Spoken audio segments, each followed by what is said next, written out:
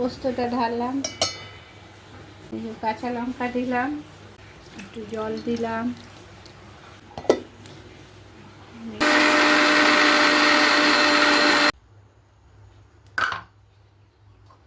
কালো জিরে দিলাম ফোড়ন। গরমের সময় এখন তো ঝিঙে খায়, ঝিঙে দিয়ে পোস্ত দিয়ে ভালোই লাগে, আর শরীরের জন্য উপকার, স্বাস্থ্যের পক্ষে উপকার। একটু ভাজা ভাজা করে নিলাম, ভাজা হলো, এবার লুচিয়ে একটু নাড়িয়ে টাড়িয়ে ভাজা করে তারপরে পোস্তটা দেবো।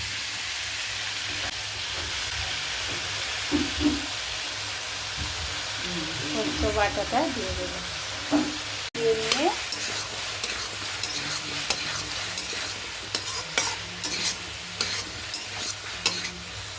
এবার চিনি দিলাম, এবার জল দেবো।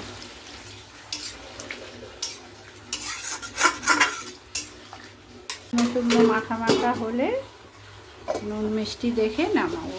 একটু নুন দিয়ে দিলাম, নুন কম হয়েছিল। মাখা শুকনো শুকনো নামায়, পোস্ত জিনিসটা একটু মাখা শুকনো শুকনো ভালো লাগে, ঝোলার বেশি ভালো লাগে না।